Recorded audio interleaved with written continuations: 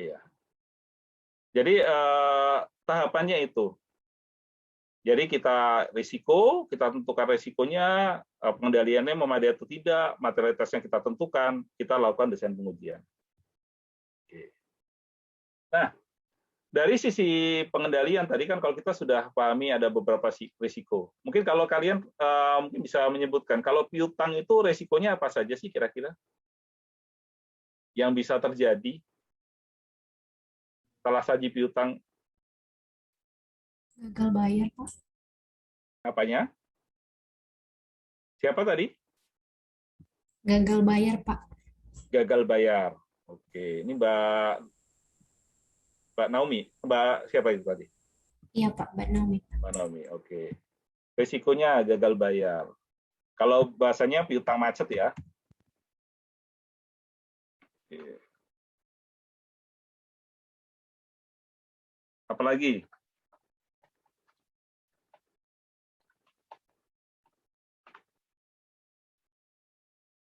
Risikonya. Kalau bicara risiko, kalian ini kalian dulu tuangkan saja dulu. Nanti kita tinggal filter nanti mana yang kita mungkin dalam klasifikasi piutang usaha dan piutang lain-lain, Mbak. Jadi perlu dikena klasifikasi. Salah klasifikasi. Ini salah klasifikasi bisa piutang usaha, piutang lain-lain, ataupun nanti yang masuk aset lancar dan tidak lancar ya. Ini ya salah klasifikasi. Oke. Apalagi? Salah estimasi. Salah estimasi. Gimana? Salah estimasinya kaitannya apa? Penyisian piutang tak tertagih. Oke, salah estimasi. Nah, ini salah estimasi dampaknya apa sih? Bebannya jadi besar. Oke, beban jadi besar. Ya, bisa jadi beban jadi besar, bisa juga salah estimasinya kekecilan, bisa juga kan? Ada dua kemungkinan kan? Iya, Pak. Ada lagi?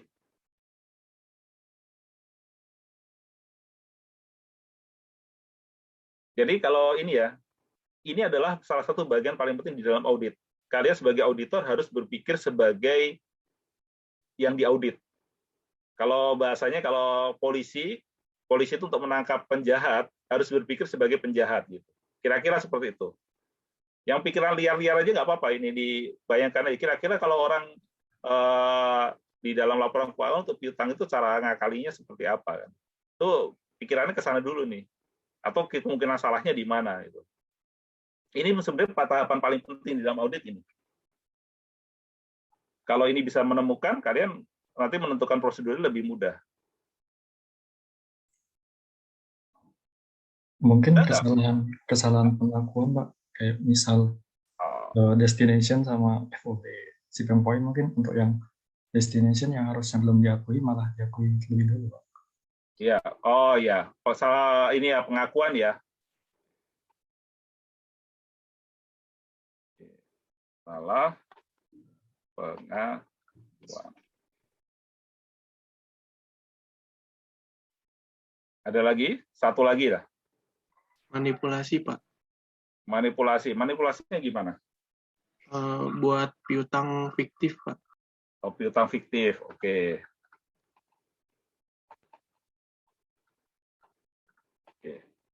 Nah, ini adalah beberapa resiko ya. Tadi kalau disebutkan resiko ini, kalau bicara asersi kan ini berarti bisa jadi ada asersi terkait klasifikasi, asersi terkait akurasi, asersi terkait ini existence kan, ini kan kalau bicara ini existence, bisa kalau completeness di sini belum muncul ya, tapi tadi beberapa asersi sudah teridentifikasi oleh kalian. Nah, inilah gambaran beberapa risiko. Nanti kalian bisa kembangkan ya,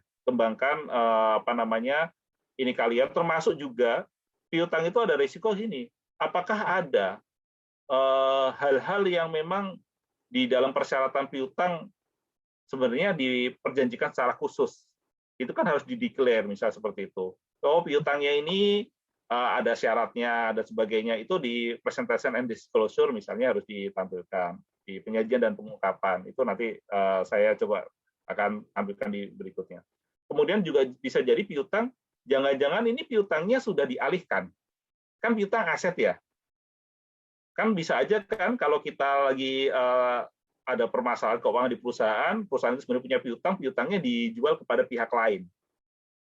Bisa jadi seperti itu. Sudah ada perjanjian pengalihan piutang. Nah, ini hal-hal itu juga menjadi salah satu, bisa jadi sebagai salah satu resiko.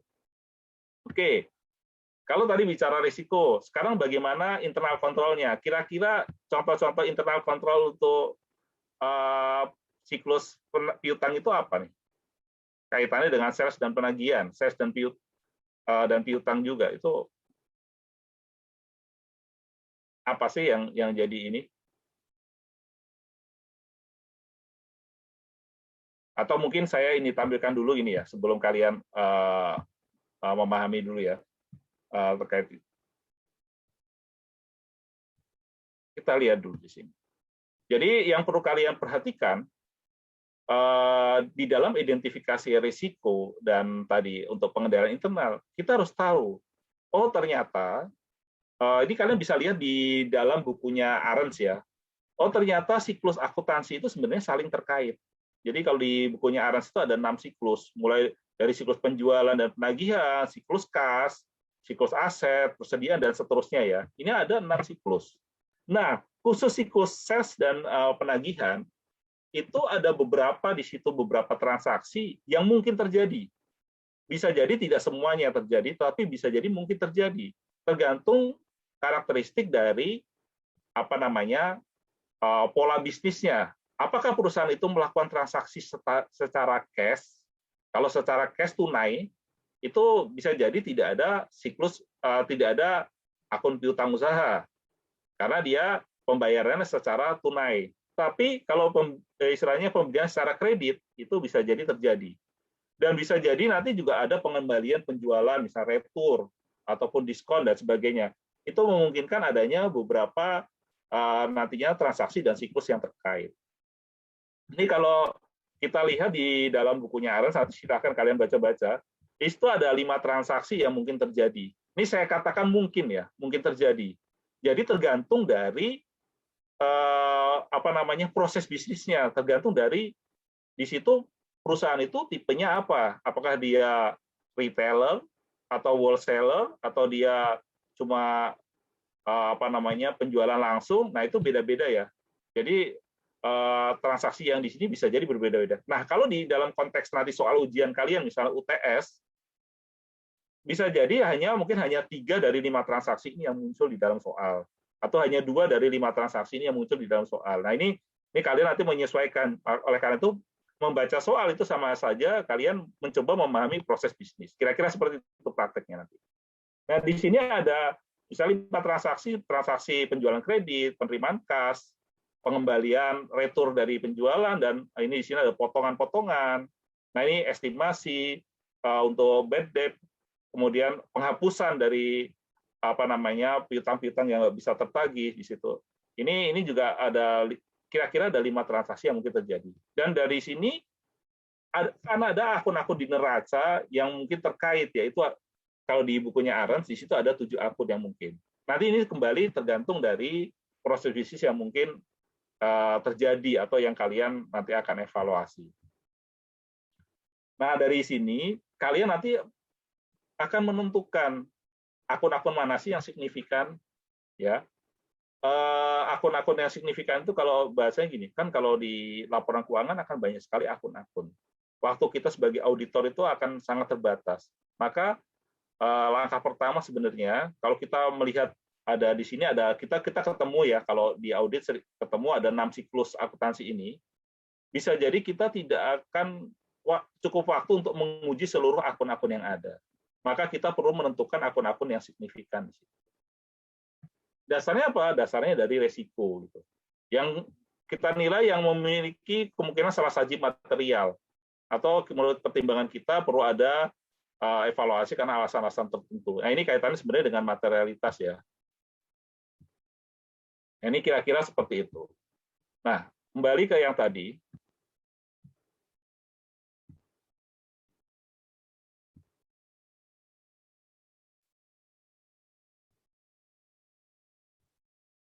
Nah, terkait dari penagihan, tadi kan ada 5 kemungkinan transaksi yang terkait, transaksi dari penjualan, retur penjualan, dan seterusnya.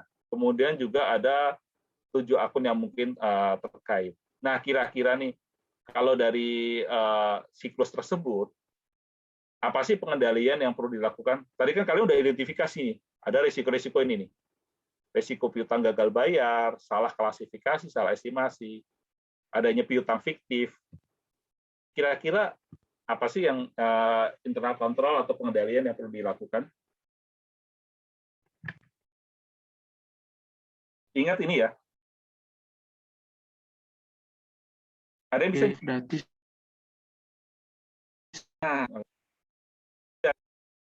ya Pak. Ya.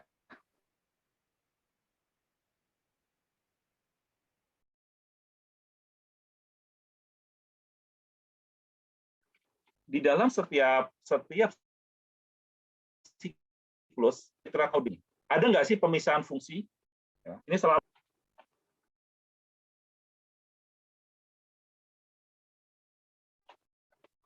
kalau yang saya lihat pertama kali.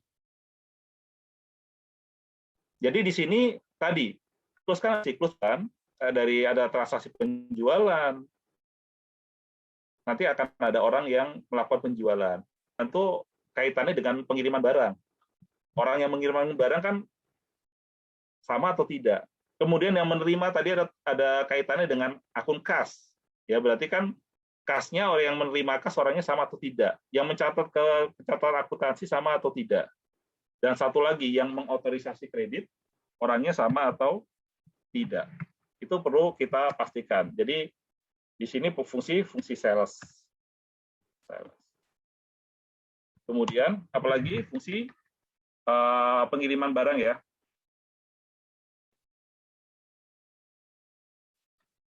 Apalagi di situ penerimaan kas.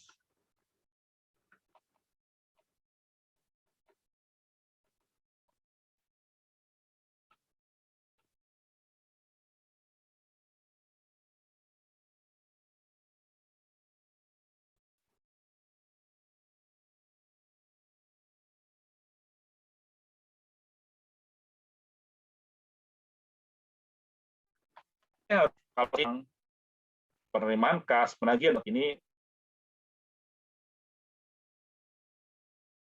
harus kalau ini hanya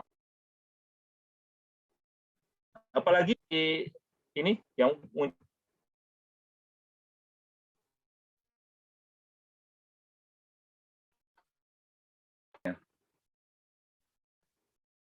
apalagi yang sering ditemukan di dalam ini pengendalian internal yang perlu ada. Yang nggak kalah pentingnya, khusus piutang.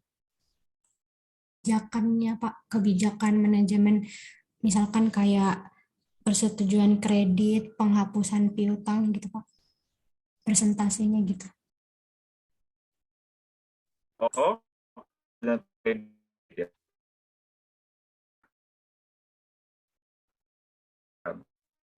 Ini maaf ini apa namanya keyboard laptop saya bermasalah ke keyboard eksternal kebijakan kredit ya kebijakan kredit. Oke, ini sangat penting nih otorisasi ya dan kebijakan kredit. Apalagi tadi kalian sudah menyebut di dalam resiko yang salah klasifikasi, kemudian salah estimasi,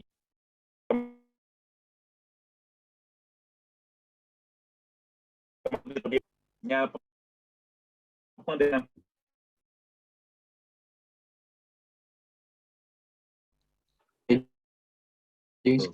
siapa tadi itu? Pira, Pak. Oke, aging schedule ya. Ini yang tidak muncul di siklus-siklus yang lain. Yang khas dari siklus penagihan ini adalah aging schedule. Jadi kita bisa tahu mantau terkait umur piutangnya, mana yang masuk lancar, tidak lancar, mana yang macet, di situ akan kita bisa pantau. Dan satu lagi, misalnya bisa jadi dokumentasi, seperti misalnya laporan bulanan, misalnya gitu.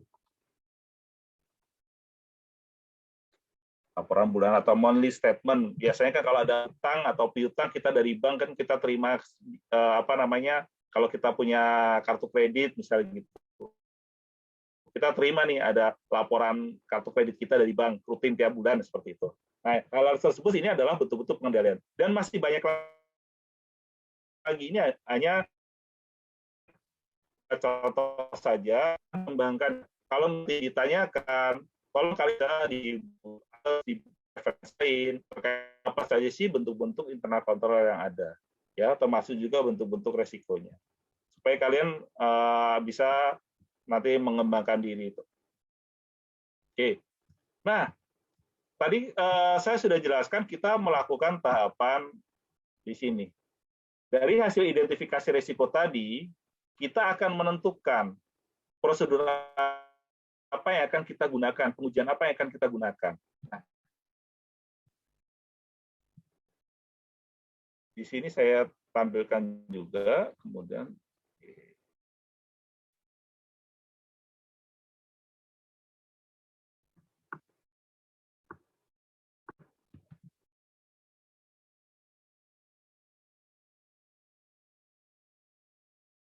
saya singkat IC ya. Risiko dan IC di sini nanti kaitan dengan materialitas. Di sini nanti kita akan menentukan TNE pengujian ya. Tadi ya time, nature, and extent dari pengujian.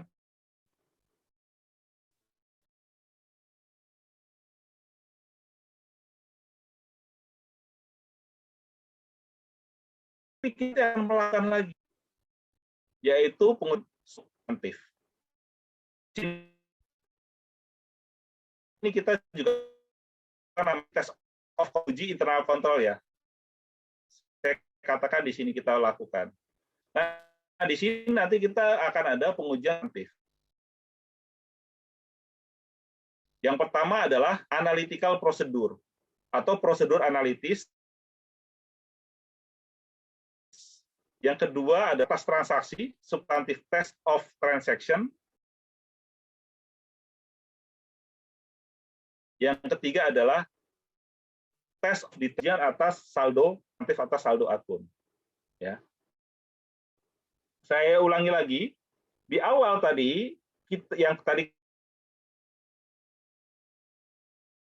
kita diskusikan terkait risiko dan pengendalian, di situ kita akan menguji pengendalian atas kontrol, tes ujian atas pengendalian atau test of tidak. Ya, ingat bedanya, apa perbedaan antara test of control dan pengujian substantif? Test of control kita hanya menguji apakah pengendalian internal itu memadai atau tidak. Gunanya untuk apa? Dari hasil pengujian test of control tadi, kita akan menentukan time, nature, dan extent dari pengujian. Kapan kita melakukan pengujian, prosedur apa yang akan kita gunakan, dan berapa sampel yang akan kita butuhkan. Jadi kalau bahasanya, luas dan kedalaman pengujian sangat ditentukan oleh test of control. Pengujian apa? Pengujian substantif. Jadi luas, time, nature, dan extent pengujian substantif sangat ditentukan oleh hasil dari test of control. Nah, saat melakukan pengujian substantif, di awal melakukan pengujian analitis atau analytical procedure. Saya ini analytical procedure atau pengujian analitis itu gunanya sama. Untuk tadi kan yang ditentukan oleh kita ringkas lagi dengan adanya analytical procedure, ini akan lebih memudahkan kita untuk menentukan TNE lebih di test of control itu sudah cukup atau kita bisa lebih ringkas lagi atau lebih buat lebih simpel lagi, yaitu dengan kita melakukan pengujian analitis. Jadi analitis untuk lebih memudahkan kita. Ini juga sama, kaitannya untuk menentukan TNE. Nah, dari situ kita akan menyusun untuk namanya pengujian transaksi maupun detail akun yang akan.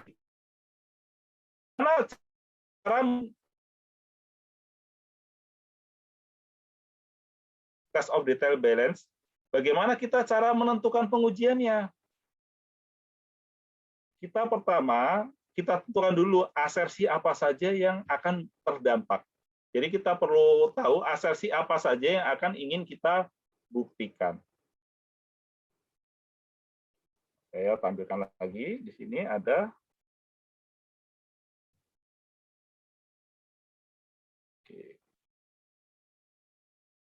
Ingat materi kemarin, apabila di dalam pengujian transaksi atau pengujian atas saldo akun, ya, ini kalau saya singkat ini pengujian atas transaksi saya sebut STOT, ya, substantif test of transaction, ya. Kalau di bawah di sini pengujian atas saldo akun saya katakan sebagai test of detail balance. Kita akan menentukan ini, yang kita cari adalah kita. Setelah itu dari kita tujuan langkahnya itu ya. Masuk juga untuk pengujian atas saldo akun. Nah, saya ingin tanya tadi, untuk piutang usaha, akun piutang usaha, asersi apa yang kemungkinan paling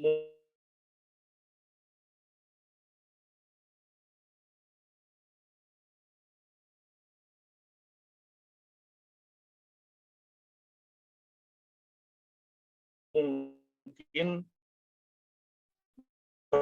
bermasalah?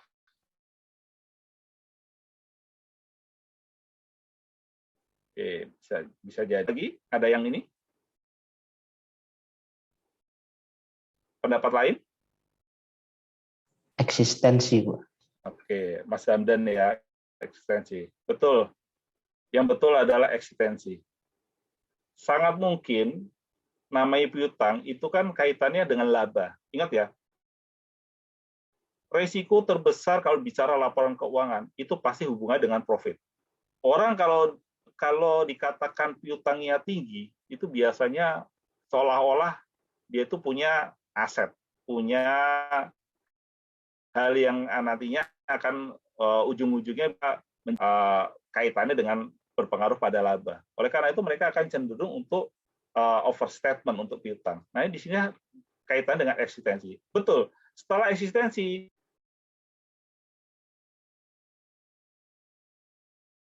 yang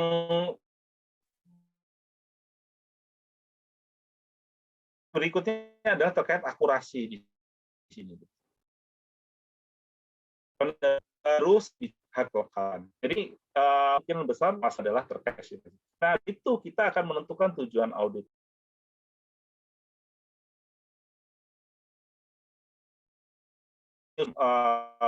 Audit program ya.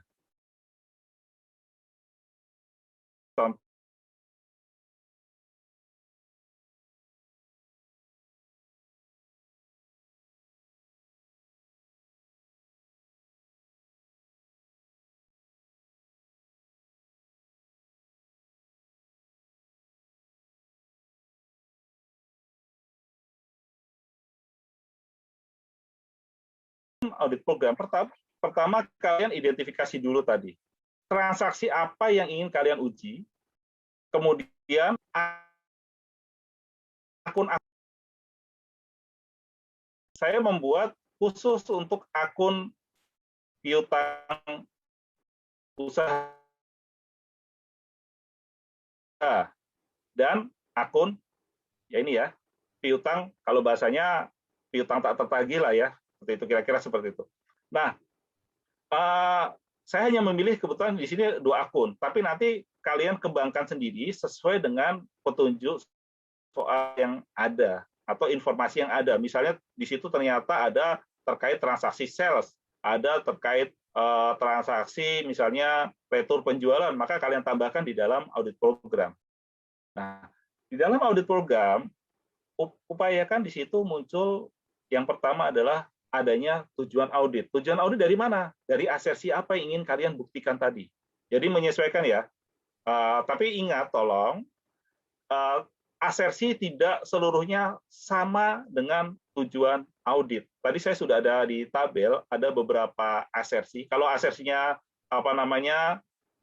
completeness, tujuan audit itu juga completeness. Tapi kalau asersinya terkait misalnya penilaian dan tadi akurasi dan penilaian misalnya itu sini itu ada beberapa tujuan audit yang sedikit berbeda. Nah, itu nanti kalian sesuaikan di situ. Kemudian di sini ada kriteria. Nah, di sini kita mulainya dari asersi dan ini akan terkait dengan prosedur.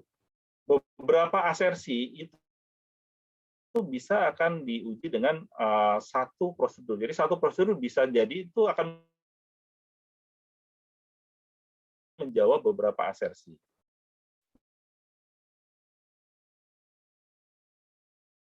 Hal-hal yang umum. Ada satu, kalau kalian nanti misalnya di dalam ujian atau di dalam praktek kalian diminta untuk menyusun program kerja audit atau prosedur, kalian susun 3 hal ini sebagai langkah awal. Dan ini umumnya selalu sama. Ya. Mungkin yang nomor 2 ini tergantung case-nya ya, nomor 2 tergantung case-nya. Tapi nomor 1 dan 3 ini selalu sama. Apapun transaksinya, apapun akunnya, umumnya sama. Yaitu kita dapatkan neraca saldo, subledger-nya, cek jumlahnya, cross-footing. Ini kalau bahasanya footing dan cross-footing, kemarin kita diskusi, itu hanya menjumlahkan. Kalau bahasanya kalian ketemu ada tabel, jumlahkan dari atas ke bawah, kiri ke kanan, cocok atau tidak. Kalau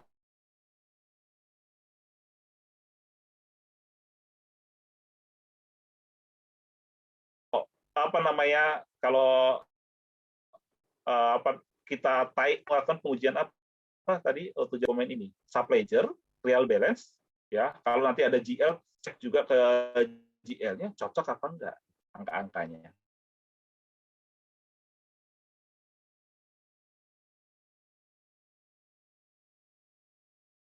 Kalau nggak cocok, kita nggak usah menjadi dalam, pasti ada masalah. Tinggal kita detailkan. Masalahnya di mana kita cari. Ini yang pertama.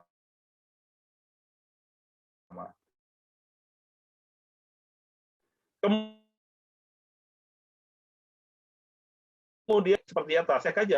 Kalau piutang biasanya ya, kita cocokkan dengan ledgernya di situ, angkanya cocok atau tidak. Sama atau tidak.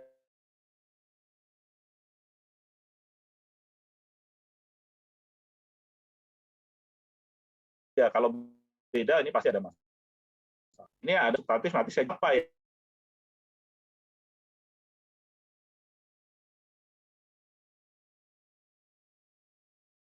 Yang terkait dengan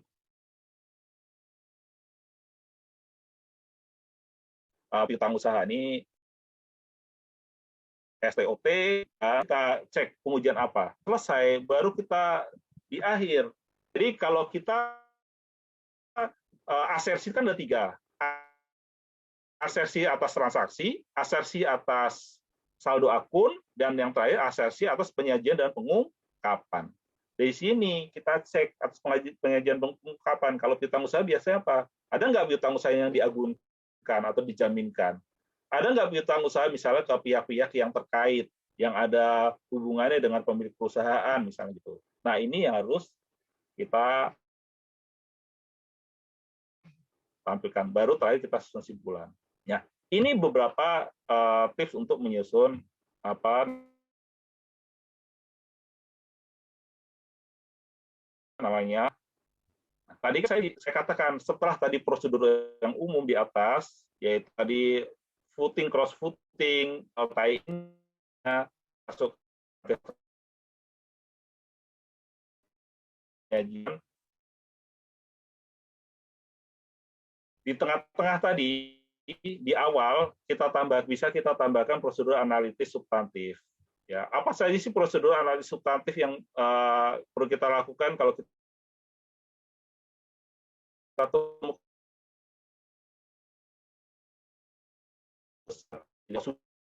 nggak tuntas-tuntas misalnya gitu. Piutang ada yang afiliasi dengan pemilik perusahaan misalnya gitu. Ya, termasuk juga kita cek dari sisi saldo kreditnya dari tahun ke tahun, ada yang anomali tidak, ada yang aneh tidak gitu. Dalam pengunjungan saldo, kalau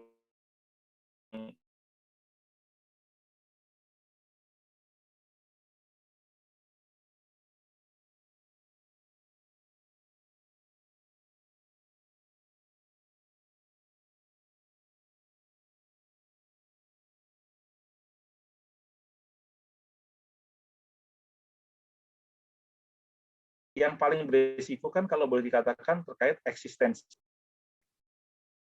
Nah, saya ingin menampilkan nanti untuk konfirmasi sendiri, ya. Konfirmasi sendiri ada dua jenis, yaitu yang pertama adalah positif.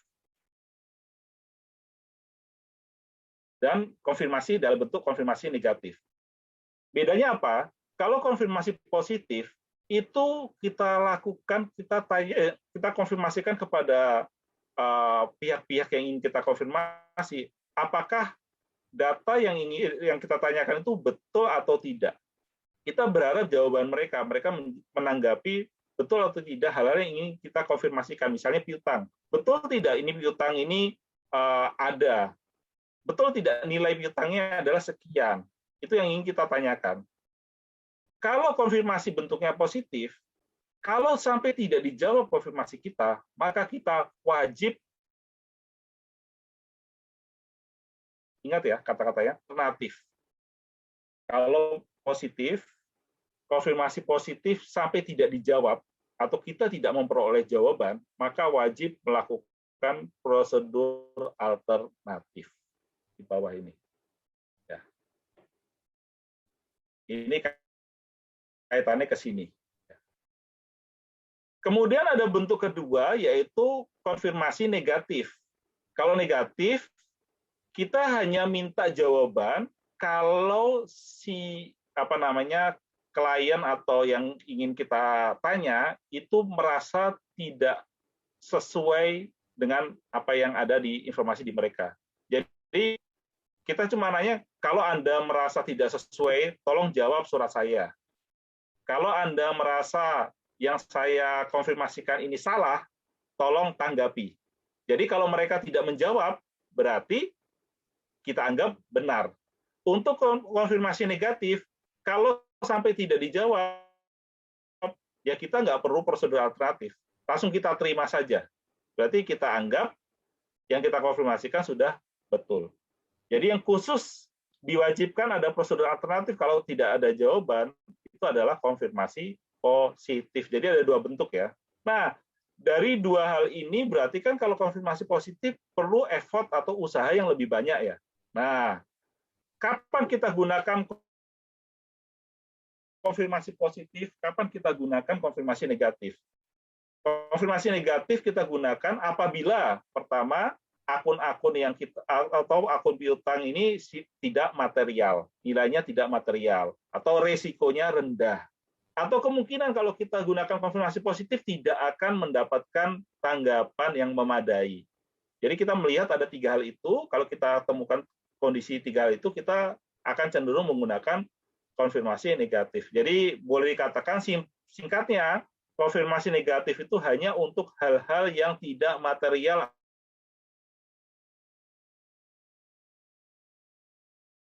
atau yang resikonya rendah. Ya. Nah, tadi kalau konfirmasi positif tidak dijawab, contoh prosedur alternatifnya apa yang bisa kita lakukan? Yaitu adalah pengujian penerimaan kas setelah tanggal neraca. Ini 31 Desember. Ini ada penjualan ya. Di sini ada tanggal misalnya 10 Desember. Ada sales.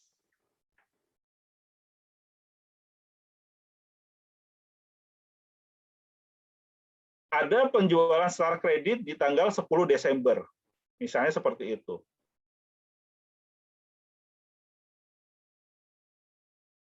Tapi kita cek di piutang kita nggak tahu nih benar apa enggak. Kita konfirmasikan kepada pembeli. Benar nggak Anda beli tanggal 10 Desember? Nggak dijawab. Bagaimana kita bisa mengetahui sales itu betul atau tidak, nilainya sesuai atau tidak? Yaitu prosedur alternatifnya, kita lihat di sini, ada nggak cash? Kira-kira setelah tanggal 30 Desember, yang belum tercatat. Atau misalnya, kalau misalnya di sini ada cash 10 juta rupiah, PP 10 juta. Kita sudah lakukan footing dan cross footing, kita cocokkan. Wah, ini kok nggak ada pasangannya. Oh, jangan-jangan ini bisa jadi 10 juta yang ini. Nah, inilah yang disebut tadi prosedur alternatif. Kalau kita ketemu di sini ada penjualan, pasti ada pasangannya kan. Kalau ada penjualan kredit, nanti pasti ada penerimaan kasnya pada saat jatuh temponya. Maka kita cocokkan di sini. Kemungkinan bisa jadi ini belum tercatat di sini karena barangnya suratnya, laporannya belum sampai konfirmasinya kepada kita, bisa jadi seperti itu. Nah, hal seperti itu kan bisa jadi terjadi atau penyampaiannya terlambat informasinya. Nah, inilah yang kita pastikan. Inilah yang disebut namanya pengujian penerimaan setelah kas atau subsequent payment, subsequent cash receipt. Ini adalah beberapa contoh dari pengujian alternatif. Oke. Kemudian salah bentuk lain yang perlu kita perhatikan, nanti kita juga kenal nanti adanya aging schedule, mungkin kalian sudah belajar di akuntansi. Nah, ini nanti kita juga perlu uji di situ, terutama kaitannya dengan klasifikasinya tepat atau tidak, ya, atau nilainya juga tepat atau tidak. Ini perlu kita pastikan. Oke, mungkin itu sekilas penjelasan teorinya. Nah, sekarang kita mungkin lebih cocok kita ke arah prakteknya saja ya, dari tugas-tugas yang sudah dikerjakan. Untuk kesempatan ini, sambil menunggu, silakan kalau ada pertanyaan. Mungkin untuk kelompok 2, saya persilakan untuk mempersiapkan diri, paparan terkait tugas yang telah dikerjakan untuk pertemuan ke-7 ini. Oke, silakan kelompok 2.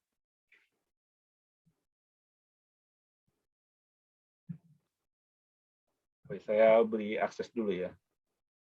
Kalau ada yang ingin ditanyakan silakan ya. Jadi piutang ini menarik ya. Piutang ini untuk karakteristik perusahaan perdagangan itu termasuk biasanya seringkali di dalam aset di neraca mereka itu termasuk yang terbesar. Makanya seringkali ini memiliki titik rawan tersendiri ya.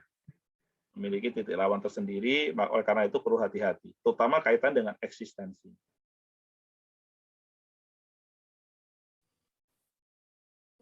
Assalamualaikum warahmatullahi wabarakatuh. Waalaikumsalam warahmatullahi Waalaikumsalam. Selamat pagi Pak, selamat pagi teman-teman. Kami dari kelompok 2 akan mempresentasikan hasil diskusi kami mengenai tugas di pertemuan 7 ini. Sebelumnya perkenalkan anggota kelompok kami, terdiri dari saya, Bungsu Anissa, nomor absen 8, kemudian ada Felix, nomor absen 11, kemudian ada Wira, nomor absen 14, dan ada Roland, nomor absen 24. Untuk mempersingkat waktu, langsung saja saya bacakan soalnya ya, Pak.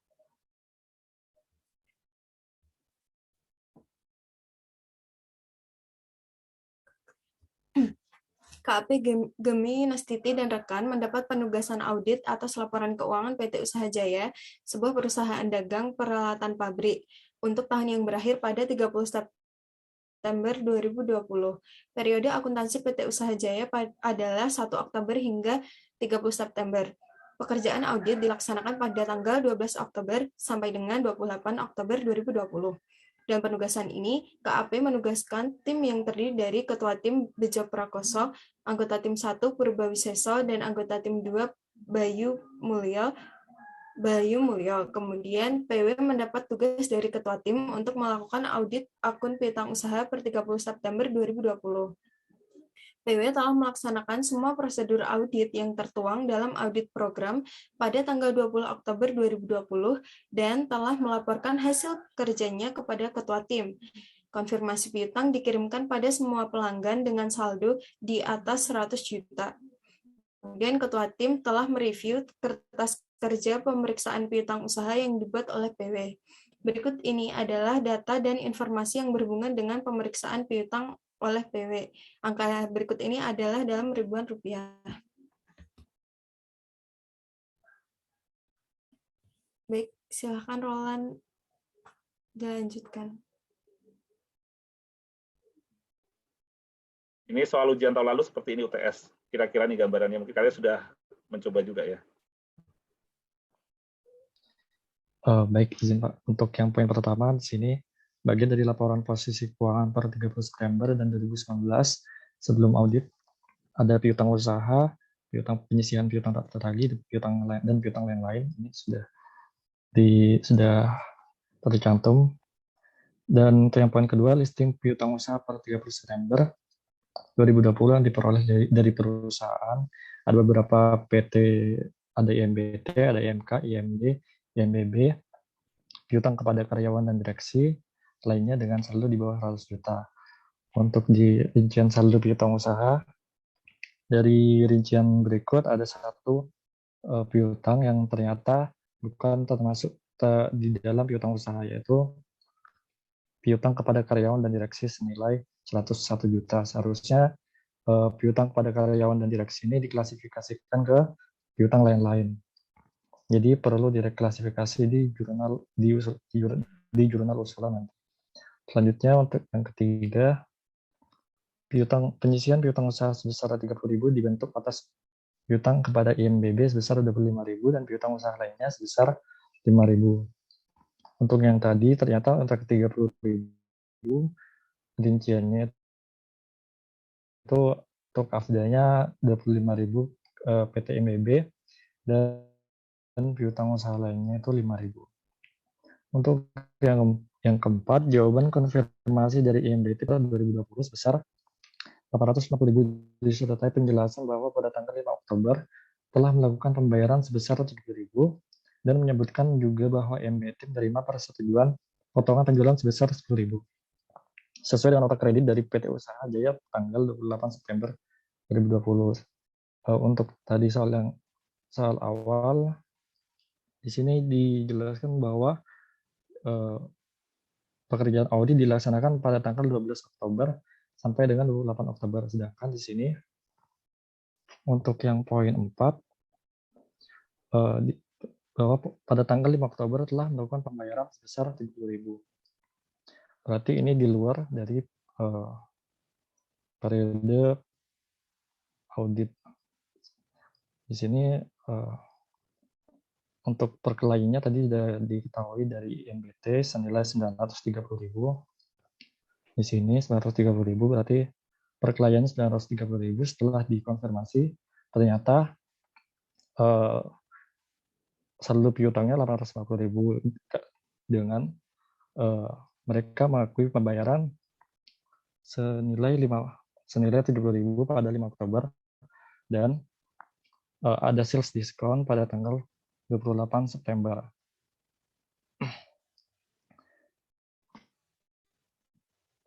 Untuk yang poin ketujuh, MB menjawab konfirmasi dengan menyebutkan saldo sebesar 520.000 dan IMK menjawab konfirmasi dengan saldo, untuk yang nomor 5, berdasarkan inquiry yang dilakukan PW dengan manajer akuntansi diperoleh bukti nota kredit kepada MB pada tanggal 28 September 2020 yang menyebutkan potongan sebesar 10.000 yang lupa dibukukan. Berarti di sini Berarti di sini sales discount sudah dibuka, berarti yang seharusnya itu 920.000. Untuk yang 70.000 ini karena di luar periode yang tadi, yang dari 12 Oktober sampai 28 Oktober. Jadi untuk di sini terjadi ada perbedaan antara awal dengan konfirmasi senilai 10.000. Untuk yang nomor 6, MBB tidak menjawab konfirmasi, PW melakukan prosedur alternatif dengan memeriksa penerimaan piutang. Pada bulan Oktober, berdasarkan prosedur tersebut diperoleh data pembayaran dari MBB sebesar 250.000. MBB tidak mampu membayar lagi sisa utangnya karena perusahaan tersebut dalam kondisi berhenti operasi dan akan dilikuidasi.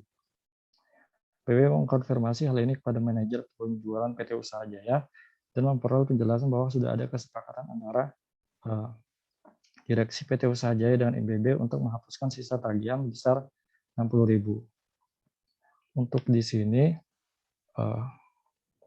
untuk bagian MBB di sini tercatatnya 310.000, sedangkan setelah dilakukan konfirmasi kepada MBB dan non-response, berarti untuk prosedur alternatifnya itu dilakukan subsequent cash receive. Ternyata diperoleh dokumen yang menyatakan bahwa pembayaran Oktober 2020 itu senilai 250.000. Berarti dari 310.000 terkonfirmasi 250.000, berarti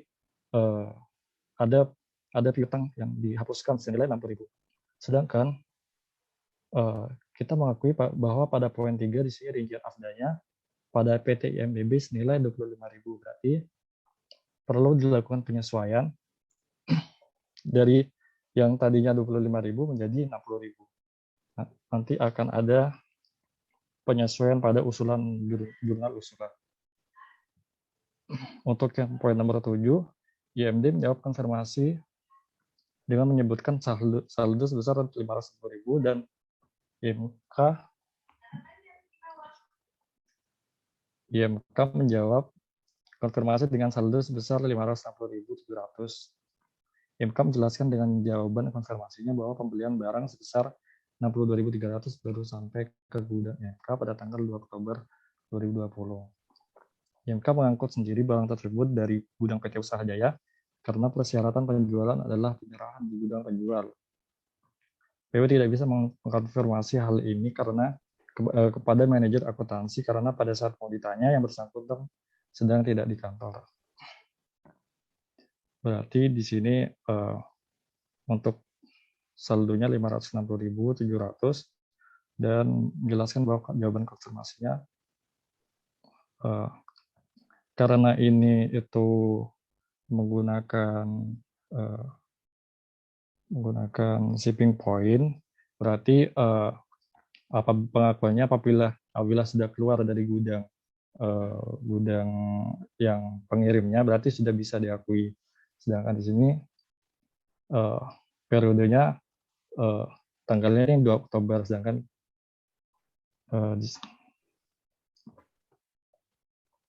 kita mengauditnya pada tanggal 12 Oktober sampai 28 Oktober.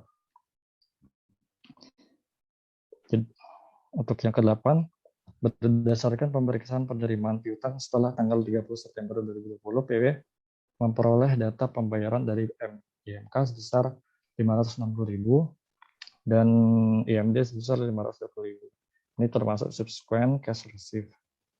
Lalu yang ditanyakan dari kasus yang diuraikan di atas, sebutkan asersi manajemen dan tujuan audit yang relevan. Untuk poin ini akan dijelaskan oleh rekan saya, Felix. Untuk Felix, dipersilakan.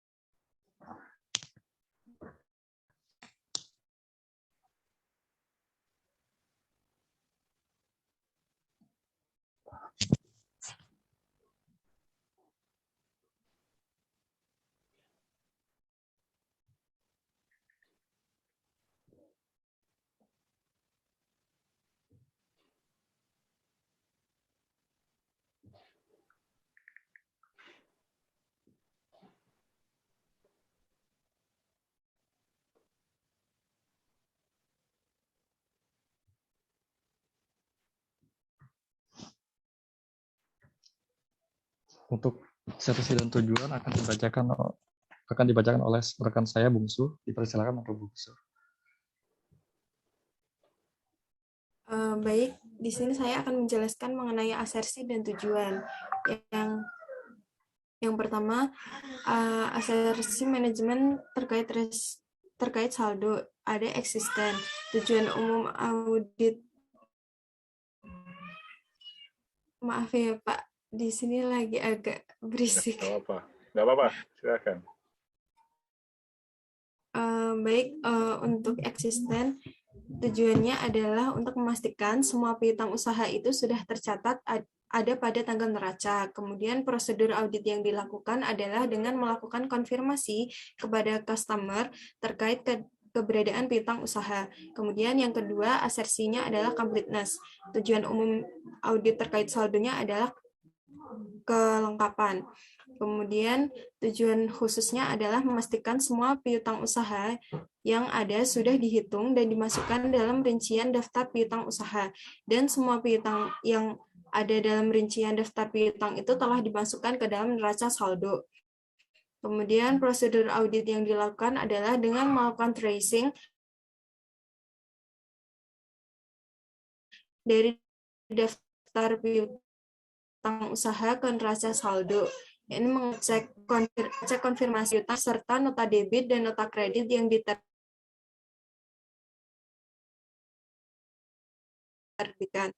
Kemudian allocation. Tujuan yang pertama yakni alokasi. Tujuan khususnya adalah untuk memastikan bahwa jumlah piutang usaha pada pencatatan klien dinyatakan secara tepat. Prosedur audit yang dilakukan adalah dengan melakukan konfirmasi jumlah piutang kepada customer.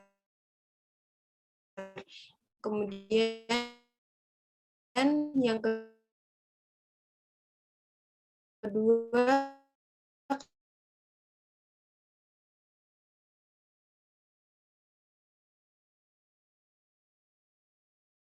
yang dilakukan ada kembali piutang usaha telah tepat. Kemudian prosedur audit yang dilakukan yakni melakukan konfirmasi piutang usaha ke customer, memeriksa subsequent cash receipt, dan memeriksa ketentuan FOB penjualan. Kemudian selanjutnya yakni detail tie-in, yakni memastikan piutang usaha dalam neraca saldo itu sama dengan jumlah file induk terkait, dan totalnya itu telah ditambahkan dengan benar, serta sama dengan buku besar umum.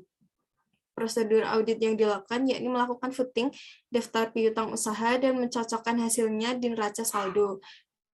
Kemudian realizable value, yakni memastikan piutang usaha dinyatakan pada nilai realisasi. Prosedur audit yang dilakukan yakni dengan melakukan inquiry kepada manajer penjualan tentang nilai piutang yang tidak akan tertagih. Kemudian selanjutnya asersinya adalah right and obligation. Tujuan umum audit terkait saldonya right and obligation. Tujuan khusus auditnya adalah untuk memastikan bahwa klien ini memiliki hak atas piutang usaha. Prosedur audit yang dilakukan adalah dengan melakukan konfirmasi piutang usaha kepada customer. Selanjutnya akan dijelaskan oleh Roland. Selanjutnya untuk poin nomor 2, buatkan usulan jurnal koreksi dan atau reklasifikasi yang diperlukan.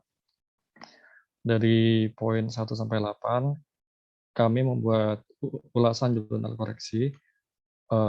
Untuk yang pertama tadi, dari yang rincian saldo piutang usaha tadi kan telah ditemukan bahwa piutang kepada karyawan dan direksi ini perlu direklasifikasi yang awalnya dari piutang usaha ke piutang lain-lain. Maka untuk usulan jurnalnya perlu kita mengkredit akun piutang usaha senilai 101.000 dan mendebit akun piutang lain-lain. Selanjutnya untuk yang tadi sales diskon senilai 10.000 yang tadi sudah dibukukan, kita catat juga di sini yang seharusnya itu sales diskon pada akun receivable senilai 10.000, maka kita mengkoreksi.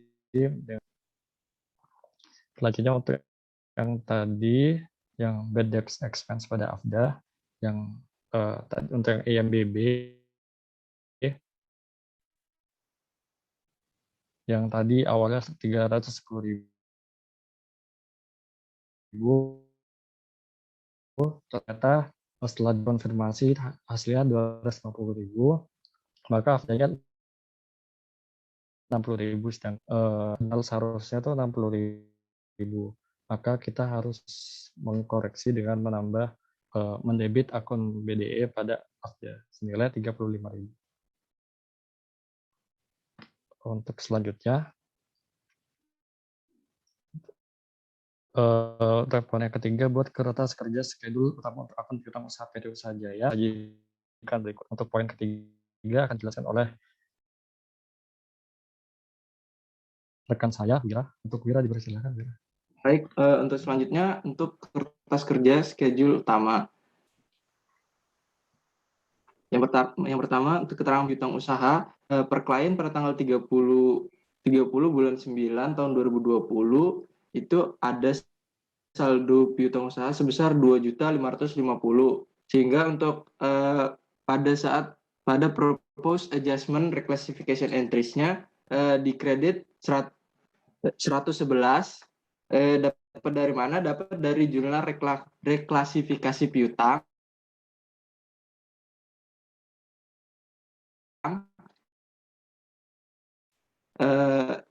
di piutang usaha tadi 10.000, sehingga didapat hasil 111.000.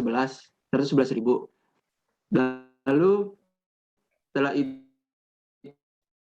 ada per audit tanggal 30 bulan 9 tahun 2020 9.000 per audit pada tanggal senilai 2.100.000. Lalu untuk keterangan yang kedua, penyisihan piutang tak tertagih per klien pada tanggal 30 bulan 9 tahun 2020 ada 30.000. Lalu setelah ada jurnal koreksi di kredit sebesar 35.000, sehingga pada per audit tanggal 30 bulan 9 tahun 2020 nilainya menjadi 65.000. Sehingga untuk total piutang usaha secara net didapatlah hasil 2.374.000. Kesimpulannya, atas audit pada saldo akun piutang usaha, auditor menyimpulkan bahwa masih ada beberapa kesalahan, antara lain koreksi saldo piutang usaha dan reklasifikasi atas penyisihan piutang tak tertagih. Untuk kliennya yaitu PT Usaha Jaya, schedule utama piutang usaha dibuat oleh PW pada tanggal 28 Oktober 2020 untuk periode 2020. Sekian dari saya kembalikan ke Bungsu. Baik, terima kasih rekan Wira. Sekian presentasi dari kelompok kami, Pak. Apakah ada pertanyaan? Oke, terima kasih dari kelompok 2. Mungkin sebelumnya dari kelompok lain ada komentar nggak terkait apa yang disampaikan kelompok 2?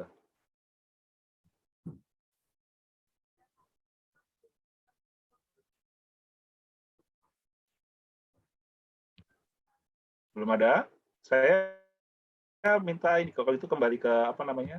Ke tadi yang asersi tadi yang kalian tampilan untuk asersi dan tujuan. Nah, ini saya mau memberi tips untuk nanti pada saat ujian terutama. Biasanya pengalaman kalau saya koreksi yang tahun sebelumnya di ujian UTS, kalau saya lihat alurnya rata-rata paham, tapi permasalahan yang ada adalah masalah waktu. Biasanya kalian pada kalau ujian auditing ini terbenturnya ini biasa paniknya masalah waktu. Karena kalau bicara koreksi atau penjurnalan, kalian rata-rata sudah ahli nih, tapi karena udah grogi waktu, baca soalnya udah banyak, kelihatannya nggak cukup waktunya, udah bingung. Nanti saya pada saat evaluasi atas ujian, saya akan fokus pada alur berpikir kalian. Jadi tidak sekedar masalah kebenaran angka-angka saja. Oleh karena itu, tolong ini nanti di dalam menjawab soal, pastikan diisi dulu terkait asersi. Ya. Ini asersi ini jangan sampai lewat ya. Karena kalau ditanya, sebutkan asersi dan tujuan dan prosedur apa yang digunakan, tolong ini jangan dilewatkan. Dan jangan lupa pada asersi terkait valuation and allocation, di sini tujuan auditnya ada 1, 2, 3, 4, 5. Ada 5 tujuan audit. Nanti yang di transaksi, asersi ini kan asersi atas saldo akun ya, asersi atas transaksi, ya terkait penjualan, misalnya seperti itu juga ada perbedaan di area ini ya, asersinya. Kemudian berbeda ya, eksistensi ini khusus untuk asersi saldo akun. Kalau di transaksi namanya apa? Occurrence. Ya, jangan lupa nanti ada perbedaan di situ. Tujuan audit nanti kalian sesuaikan di sini. Nah, untuk prosedur saya hanya meriksa nanti di kata kunci. Kata kuncinya apa? Kalau bicara eksistensi ya ataupun occurrence ya kaitannya itu, kata kuncinya adalah di sini. Pasti annotation, maaf saya coba. P option annotation. Di sini ada konfirmasi. Kalau ada konfirmasi, itu pasti kata kunci untuk existence. Kalau kalian sebut di sini untuk apa namanya nanti transaksi ada nggak konfirmasi?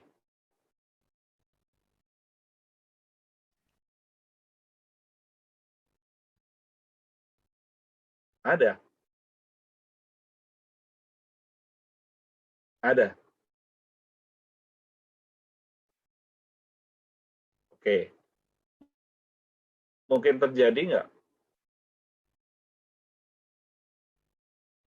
Iya, mungkin terjadi.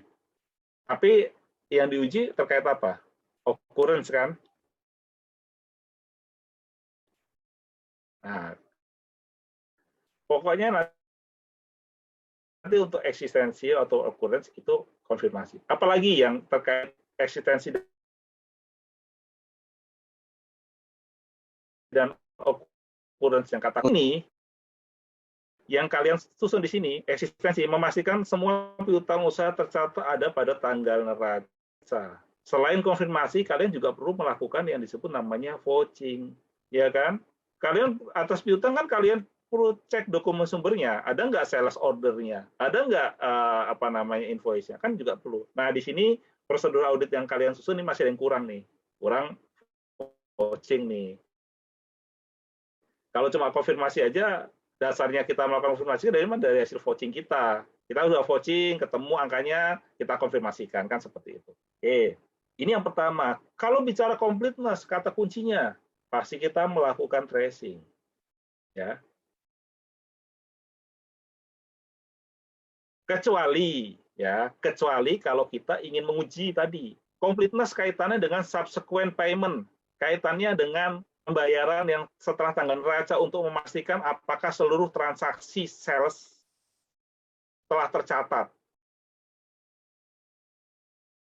Bisa nggak kita melakukan apa namanya pendekatannya dengan tadi vouching, tapi vouching atas dokumen pembayaran? Bisa dimungkinkan, ya. Completeness itu bisa dilakukan dengan umumnya dengan tracing, tapi bisa juga dengan vouching khusus untuk yang di akhir tahun biasanya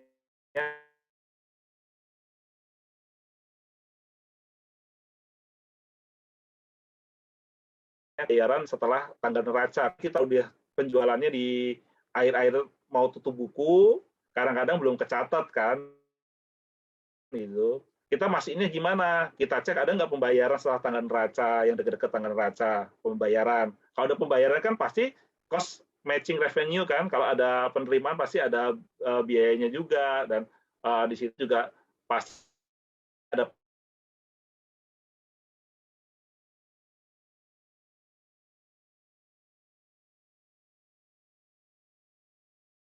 pasangannya. Kalau ada pembayaran pasti ada transaksi sumbernya kan di situ ada transaksi vouching untuk completeness, tapi khusus itu ya. Secara umum pengujian completeness dengan tracing. Kemudian kalau akurasi ya, akurasi Di sini kalian mengujinya dengan konfirmasi. Selain konfirmasi, apalagi? Jadi di sini ada satu konfirmasi. Ini cara paling mudah ya konfirmasi ya, pasti dijawab kan. Kalau ini kan kita bisa tahu. Selain konfirmasi apa? Kalau kata kunci kolaborasi. Rekomputasi, Bu. Rekomputasi boleh, rekalkulasi ini bahasanya tinggal ini aja sesuai dengan kalian ini. Perhitung kembali. Kata kuncinya selalu ada itu. Nah, akurasi ini kalian kalau nanti di ujian tambahkan saja melakukan apa misalnya selain konfirmasi juga rekalkulasi atas perhitungan dari cek, misalnya rekalkulasi atas data yang ada di aging schedule. Kalau memang sudah sesuai dengan apa yang di neraca saldo atau kalian melakukan perhitungan kembali atau rekalkulasi atas perhitungan yang ada di neraca saldo. Misalnya itu. Kemudian klasifikasi. Ya kalau klasifikasi kan pasti kita lihat ya mengecek kembali daftar rincian daftar piutang usaha. Nah, ini maksudnya apa nih? Kalau kalian menjawab seperti ini, tolong tambahkan informasi gini. Tambahkan kata-katanya. Mengecek kembali atau mereview kembali rincian daftar piutang usaha, apakah telah sesuai dengan klasifikasinya? Sesuai misalnya standar akuntansi yang berlaku. Ya. Apakah setelah sesuai dengan klasifikasi, sesuai dengan standar akuntansi dan atau kebijakan akuntansi yang berlaku di perusahaan. Misalnya kalau piutangnya maksudnya kategori apa nih? Misalnya kategori piutang apa? Tadi piutang lain-lain kah? Atau piutang usaha kah? Ya, tambahannya ada tambahan seperti itu. Kemudian cut off. Konfirmasi, cash receipt, ini bisa melakukan itu juga bisa. Tambahkan juga kata-katanya, apakah piutang yang dicatat telah sesuai dengan periodenya gitu. Tercatat sesuai dengan periode akuntansinya gitu. Kalau cut off ada tambahannya itu. Ya. Tambahin. Sesuai dengan periode akuntansinya. Oke. Detail tie-in ini maksudnya apa kalau detail tie-in?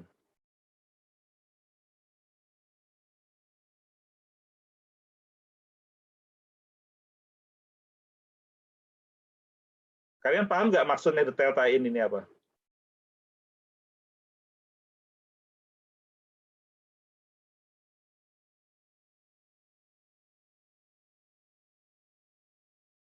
Detail tie-in, kata-katanya tie-in ya. Tie-in itu kan kayak ikatan ya, kayak terikat, terkait gitu ya, detail. Jadi rincian saldo dari beberapa dari file induk piutang, misalnya master file piutang, dengan tadi kalau kalian lihat ada neraca saldo, dengan buku besar, dengan GL ya, itu saling sesuai atau enggak tidak berbeda. Jadi sesuai di antara beberapa dokumen itu.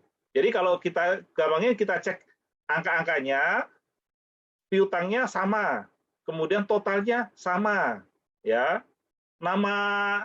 Umur piutangnya kalau kita cek di detailnya, oh sama nih, yang ini 60 hari, yang di sana 60 hari, nggak beda. Kira-kira seperti itu. Jangan sampai itu ada dari beberapa dokumen beda-beda angkanya, itu udah pasti bermasalah. Nggak akurat kan berarti ada salah itu. Itu detail tie-in, itu ya. Makanya di sini prosedurnya adalah footing dan cross footing dan mencocokkan jumlah saldonya. Ini oke. Kemudian realizable value, nilai yang terrealisasi, melakukan inquiry. Nah, ini ingat ya, kalau realizable value itu pasti kaitannya dengan apa? Kalau bicara piutang, nilai yang terrealisasi setelah dikurangi apa biasanya piutangnya? Piutang bersih itu. Kita mau cek nilainya, nilai setelah dikurangi apa biasanya? Piutang tak tertagih. Ya, betul sekali. Jadi kita ingin memastikan bahwa piutang yang tercatat di neraca itu benar-benar sudah bersih lah kan. Yang kita mau nilai kira-kira yang bersih bisa diambil yang mana? Pasti kaitannya dengan piutang tak tertagih. Berarti kaitannya dengan apa? Dengan penyisihannya. Berarti apa yang kita perlu pastikan di dalam untuk realizable value? Yang pertama, kita perlu cek di sini. Benar ini melakukan inquiry kepada manajer penjualan terkait apa? Tanyakan apa di sana? Estimasinya bagaimana? Pastikan estimasi penyisian piutang telah sesuai dengan kebijakan akuntansi di perusahaan. Ya, apakah nilai estimasi penyisiannya sudah sesuai dan tepat? Kemudian apalagi yang kita ini cek lagi perhitungannya, ya setelah estimasi perhitungannya,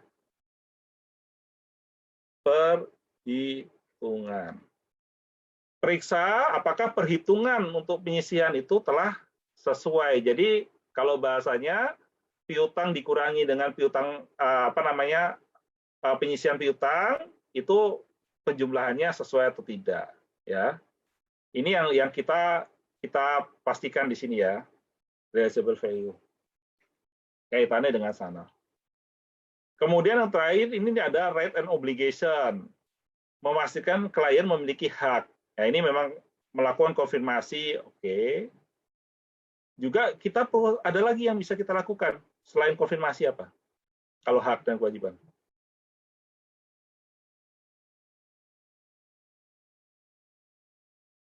Lakukan vouching ke dokumen Sumber. Namanya cocok nggak di dalam dokumen sumber? Nama ininya pelanggannya betul atau tidak? Kemudian yang ini ada otorisasinya atau tidak di situ kan gitu. Ke dokumen sumber. Dokumen sumbernya itu ya termasuk sales ordernya, kemudian bukti penerimaan barangnya, kemudian juga otorisasi atas salesnya, itu ini ya. Dan seterusnya ada banyak dokumen sumbernya di sini. Nah, selain nanti kalian perlu pahami terkait tadi asersinya, tujuan auditnya, kalian juga perlu ingat kenali macam-macam dokumen sumber yang terkait dengan sales, dengan piutang piutang usaha, itu apa saja dokumen sumbernya. Itu kalian tolong kuasai. Dokumen sumber itu bisa berbeda-beda tiap perusahaan, tergantung nama yang ditetapkan di dalam kebijakan perusahaan tersebut.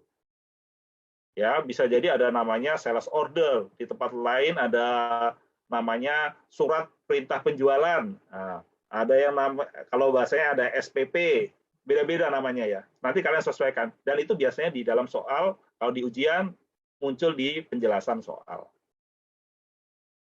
Oke, sampai sini bisa dipahami? Ingat ya, saya selalu ngecek kalau dari prosedur kata kuncinya yang nanti akan saya lihat di situ. Ya, jadi tidak ini, tapi saya fokus pada kata-kata kuncinya tadi.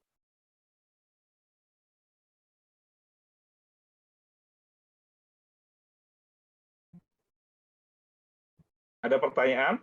Atau mungkin saya tampilkan contoh lain. Jadi mungkin biar kalian juga mendapatkan bayangan di sini. Bisa ditutup, saya coba tampilkan di ini.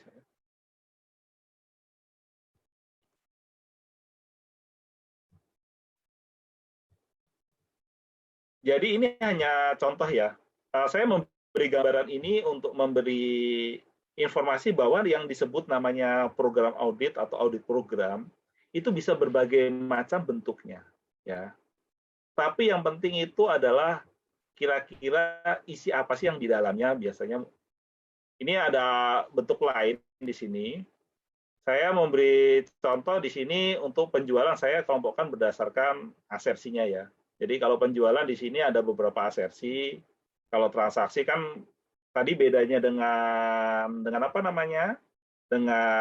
untuk saldo akun, salah satunya adalah occurrence. Kalau transaksi di sini asersi yang ininya terkait keberadaan occurrence. Kalau existent adalah saldo akun. Di sini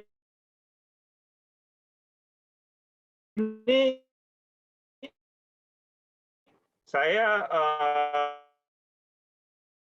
ini bahasanya bisa kalian sesuaikan.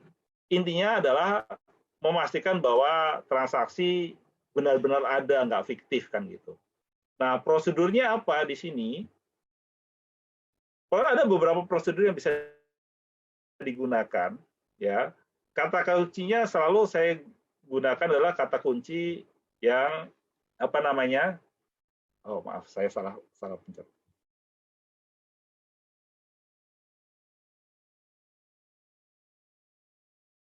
Nah, ini dia. Ada kata kuncinya vouching, ya. Ini saya akan periksa di situ. Adapun kata kunci yang lain di sini scan, examine, ini adalah prosedur umum, bisa dilakukan di semua asersi. Kalau scanning, baca, ataupun read, ataupun periksa, examine, itu bisa dilakukan di semua prosedur. Jadi silahkan nanti kalian, kalau ditanya di dalam soal ujian, prosedur apa yang akan kalian gunakan untuk membuktikan asersi, kalian mau gunakan scan ataupun nanti examine atau periksa, itu di semua asersi silahkan. Tapi yang saya ingin pastikan adalah kalau bicara occurrence, vouching, dan tadi terkait konfirmasi, kalau yang untuk untuk yang saldo akun itu harus ada, ya. Kenapa ini di sini di sales saya tidak menggunakan prosedur konfirmasi? Karena saya pada saat menyusun program kerja audit ini, saya merasa konfirmasi belum saya perlukan. Saya cukup dengan dokumen sumber saja. Karena kan kalau konfirmasi biayanya cukup mahal. Kita harus butuh waktu juga, butuh waktu untuk melakukan konfirmasi. Maka konfirmasi yang wajib ada adalah pada saat kita melakukan pengujian saldo akun atau nanti pada saat pengujian piutang, itu wajib ada prosedur konfirmasi untuk membuktikan eksistensinya. Tapi kalau untuk yang occurrence itu tidak diwajibkan. Saya hanya menggunakan prosedur vouch. Kemudian di sini yang berikutnya saya menguji terkait asersi completeness. Sama ya di sini ya. Di sini ada kata bandingkan, tapi saya di sini yang saya gunakan, saya pastikan jadi kata kunci yang perlu ada adalah tracing. Ya. Dokumen-dokumennya macam-macam saya tampilkan di sini. Ada beberapa dokumen sumber yang digunakan atau yang diuji. Ini nanti kalian sesuaikan dengan soalnya. Kemudian akurasi ya. Akurasi, periksa, pastikan perhitungan matematis, aritmatik telah akurat. Ini sebenarnya adalah kalau di kalian gunakan saja kata kunci rekalkulasi ya. Rekalkulasi perhitungan matematik apakah telah sesuai ya. Bahasanya silakan kalian gunakan bahasa-bahasa yang lain diperbolehkan, tapi untuk penyeragaman, untuk lebih mudah untuk memahami nanti pada saat misalnya saya periksa, biar kita satu bahasa gunakan kata-katanya rekalkulasi. Kalau di sini saya gunakan pastikan perhitungan matematis. Ya. Ini biar mudah lakukan rekalkulasi, perhitungan matematis telah akurat atau tidak. Ya. Untuk menghitung akurasi juga bisa dilakukan dengan tracing juga. Tapi tetap di dalam setelah melakukan tracing kita melakukan rekalkulasi. Ya. Kemudian di sini ini saya lewat saja ya. Tidak untuk cut off itu tadi kita sama ya tadi melakukan examine, periksa. Kalau di sini cut off itu tentukan biasanya nanti di kebijakan akuntansinya ada ataupun di kebijakan audit kita, kesepakatannya berapa hari kita mau menguji. Jadi di cut-off itu kita uji transaksi yang mendekati tahun neraca. Bisa kita sepakati misalnya 10 hari sebelum dan sesudah tanggal neraca, atau 20 hari sebelum dan sesudah tanggal neraca. Itu kita sepakati sesuai dengan sumber daya yang kita punya. Jadi lakukan pemeriksaan ataupun kita vouching dokumen pembayaran 10 hari setelah setelah tanggal neraca. Kemudian kita juga bisa melakukan misalnya tracing. Di sini bisa melakukan tracing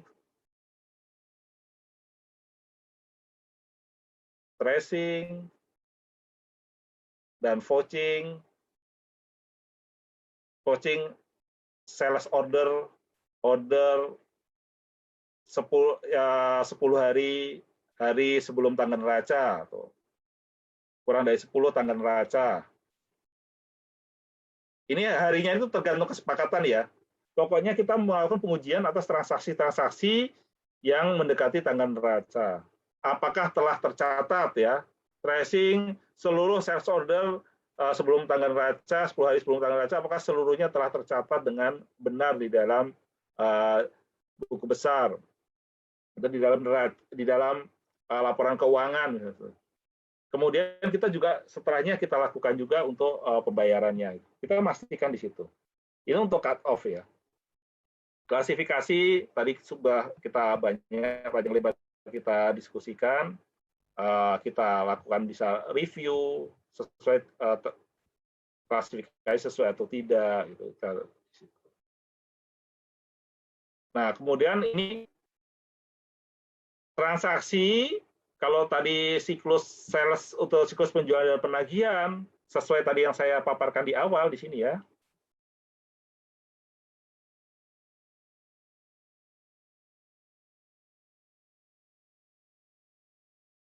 Kita melihat siklusnya ini, ada kemungkinan ada beberapa transaksi yang mungkin terjadi atau terkait, ya.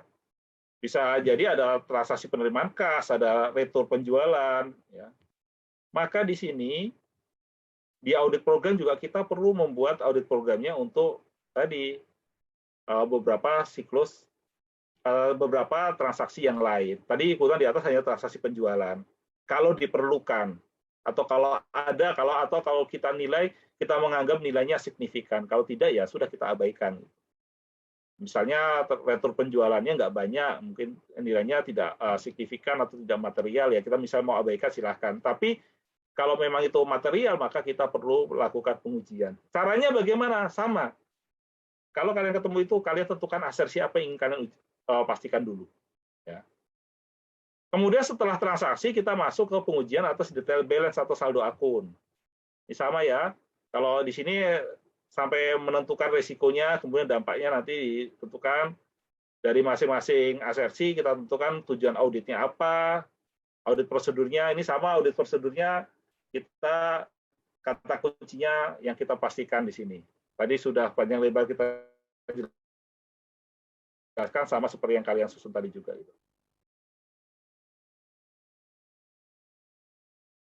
Oke, sampai sini ada pertanyaan? Oh ya, terakhir jangan lupa pastikan nanti kalau di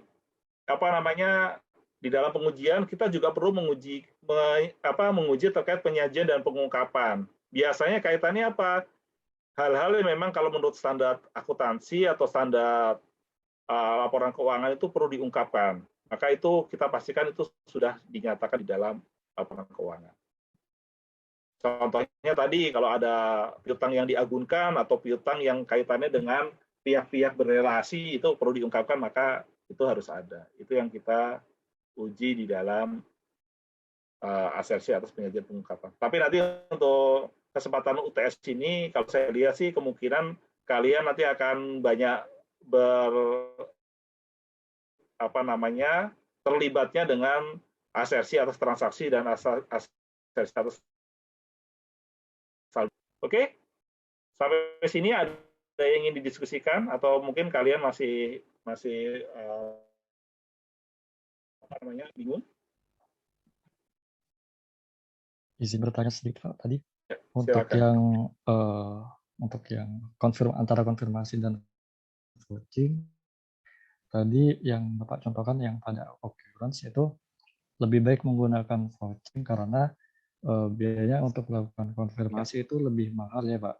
Nah, apakah ada alasan lain Pak? Mungkin bagaimana cara membedakan kapan harus melakukan konfirmasi dan kapan melakukan vouching Pak? Selain dari pertimbangan biaya tersebut. Sebenarnya kalau pertimbangan utamanya sebenarnya bukan di biaya ya. Kalau saya mungkin kurang tadi belum menambahkan. Jadi kalau kita melakukan pengujian, ingat kata kuncinya, pengujian itu kita adalah dalam upaya untuk mendapatkan bukti yang appropriate and sufficient. Apakah kita dari hasil pengujian yang kita lakukan itu kita telah menganggap bukti itu cukup tepat dan memadai. Misal gini, kalau kalian memastikan transaksi, kalian menguji transaksi atas penjualan. Kalian sudah dapat ada bukti berupa sales order-nya. Kalian baca sales order-nya. Oke. Kemudian kalian sudah ada bukti atas penerimaan barangnya. Oke. Untuk transaksinya sendiri, kita cukup melakukan dengan cara vouching. Kenapa saya katakan dengan vouching saja nggak perlu konfirmasi? Karena nanti ujung dari transaksi kemana? Akun, betul nggak? Kalau transaksinya, kalau saya tanya, kalau transaksinya cash, dengan adanya uang masuk ke bank, kita perlu konfirmasi nggak? Tidak perlu, Pak. Nggak perlu, oke. Kalau transaksinya kredit, berarti jadi piutang bukan?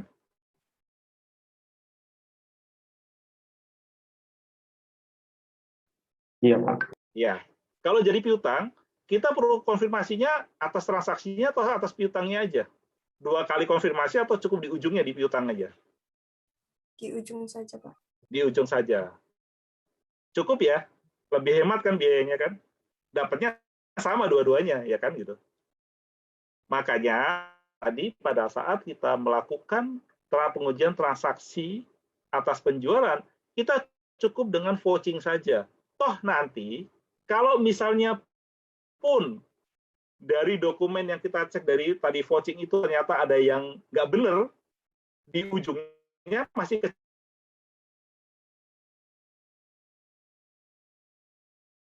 cegat lagi, masih ke kita cegat melalui pengujian atas efisien dan hemat. Kita konfirmasi hanya pada enggak, kita pada saat transaksi kita uji dengan konfirmasi. Enggak salah, tapi capek dan biayanya jadi banyak, apalagi kalau transaksi bisa jadi ada berapa ribu transaksi. Beda dengan piutang. Piutang lebih sedikit. Karena yang pembelinya ya paling ada beberapa kan pembelinya. Bisa jadi satu pembeli melakukan transaksi berulang kali, tapi kan hanya beberapa. Kita bisa lebih efisien daripada kita mengkonfirmasi dari setiap transaksi yang terjadi. Lebih banyak. Bisa dipahami, Mas? Bisa, Pak. Bisa dipahami. Terima kasih, Pak. Itu ya. Ini masalah strategi aja. Jadi kalau kita dalam menyusun program audit sebenarnya kita professional judgment kita gunakan. Kita cari hasilnya sama dan dengan kualitasnya sama, tapi dengan usahanya kalau bisa seminimal mungkin ya. Ya jangan yang kalau ada yang mudah ngapain cari yang sulit kan kira-kira seperti itu. Oke ya, gitu ya. Oke, silakan yang lain kalau ada yang ini didiskusikan.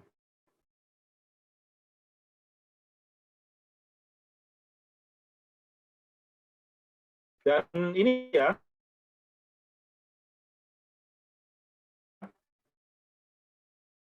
antara dan piutang ya, kita itu saling terkait ya pengujiannya ya. Karena ujungnya dari pengujian atas substantif tes atas transaksi penjualan, ujungnya juga nanti kita dampaknya pada test of detail balance atau pengujian atas piutang ini sangat terkait karena ujungnya transaksi penjualan kan juga ke piutang juga dampaknya gitu. Kecuali kalau penjualannya cash ya. Kalau penjualan cash beda lagi. Kalau kredit dampaknya ke situ juga.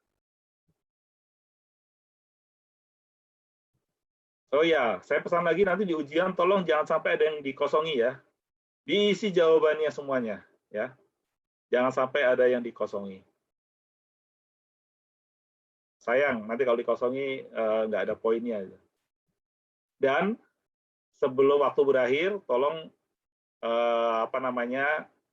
beri waktu 10 menit sebelum berakhir itu kalian sudah submit. Kalau kira-kira kalian jawabnya sudah 80%, kalian bisa menjawab, jangan menunggu sempurna, kirim saja. Karena kalau terlambat, nanti maksimal nilainya kan 80. Sayang dari kalian. Kecuali kalau kalian memang sudah mentok nih ya, di pikiran sudah jawabannya mungkin nilainya 50-50 gitu, nah itu kalian pepetkan silahkan ya. Terlambat juga dampaknya kan ini. Karena hanya batasan dari nilai minimal itu. Tapi kalau kira-kira kalian 80% udah bisa lebih menjawab ya langsung submit aja gitu. Ini strategi saja ya.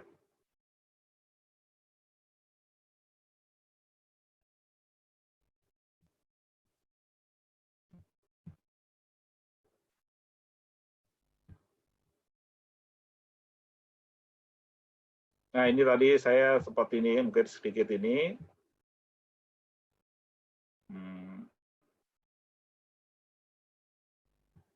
Tadi yang review ya, seperti tadi saya katakan review. Yang apa sih? Ya, klasifikasi contohnya ini. Lakukan review piutang yang tercantum di neraca saldo.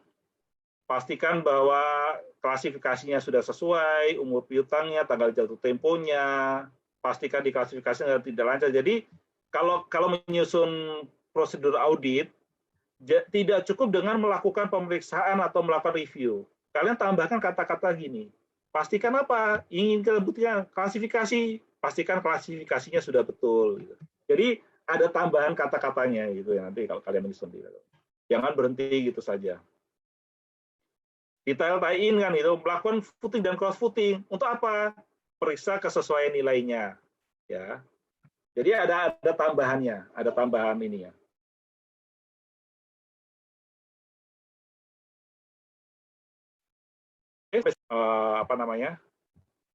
Ingin ditanyakan. Jadi yang rawan-rawan dari piutang, ingat, pertama piutangnya jadi. Fiktifnya dengan apa? Biasanya ciri-cirinya nggak ada otorisasinya, tidak ada persetujuannya. Itu ciri-ciri utama biasanya. Ada salesnya nggak ada persetujuannya, itu biasanya itu fiktif, ya, bikin-bikinan. Kemudian yang rawan dari selain fiktif apa? Nilainya di upgrade, ya, nilai piutangnya 10 juta jadi 100 juta. Itu kaitannya dengan apa? Kemudian yang rawan piutang masih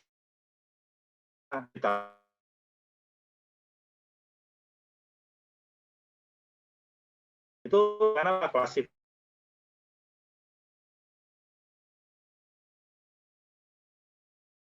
kembali sebenarnya piutang macet tapi dianggap piutang lancar. Kaitannya dengan apa? Dengan nilai yang terrealisasi, ya, realizable value, ya, terkait dengan pengisian piutang tak tertagih. Ini juga menjadi titik rawan.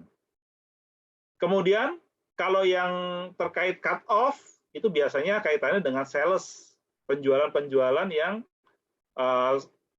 sebenarnya kaitannya dengan apa tadi, klausul pengiriman terkait apakah FOB destination atau shipping point. Nah itu dampaknya terkait piutang. Harusnya belum diakui sebagai piutang, kalau sudah diakui sebagai piutang. Kaitannya dengan pengakuan. Nah itu beberapa hal-hal yang rawan ya terkait piutang. Satu lagi, piutang yang sebenarnya bukan hak kita atau sudah dialihkan kepada pihak lain. Itu bisa terjadi atau diagunkan kepada bank. Itu bisa terjadi. Itu beberapa hal yang rawan terkait piutang. Secara umum, piutang biasanya penyimpangannya adalah ke arah overstatement. Sama seperti sales, dua-duanya kecenderungannya adalah overstatement atau dinaikkan supaya meningkatkan laba. Kaitannya ke sana. Oke, mungkin itu dari saya. Kalau ada pertanyaan silahkan. Kalau belum ada, mungkin saya cukupkan sekian. Nanti saya juga silahkan kalau ingin bertanya via WhatsApp silahkan. Tapi pesan saya, tolong pastikan nanti untuk ujian UTS, perangkat yang kalian gunakan pastikan tidak bermasalah. Kemudian kalau di rumah masing-masing listriknya tolong dipastikan ya, nggak ada permasalahan terkait kelangsungan listriknya. Tapi kalau memang atau sinyalnya, kalau memang bermasalah, saran saya cari saja kantor keuangan yang terdekat yang ada WiFi-nya, ya. Minta izin gunakan itu. Kemudian juga pastikan diisi seluruh jawabannya, jangan sampai ada yang dikosongi. Dan untuk soal studi kasus, kalau ada soal teori maupun soal studi kasus, untuk soal studi kasus, isi dulu asersinya, tujuan auditnya, kalau ada soal terkait itu tolong diisi, jangan sampai dikosongi.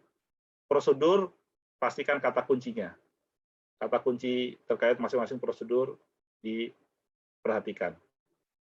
Mungkin itu dari saya, semoga pertemuan yang singkat ini bisa bermanfaat, dan mohon maaf apabila ada kekurangan atau ada yang kurang jelas.